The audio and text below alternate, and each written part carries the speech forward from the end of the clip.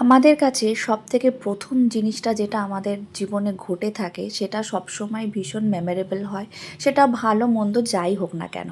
দিনটা ছিল 10th ফেব্রুয়ারি, মাধ্যমিক এক্সামের শুরু।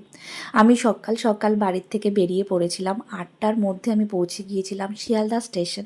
এখান থেকে বনগা লোকাল ধরে পৌঁছলাম নিউ ব্যারাকপুর, কারণ এইখানেই হচ্ছে আমার দিদির মেয়ের মাধ্যমিক এক্সামের সেন্টার।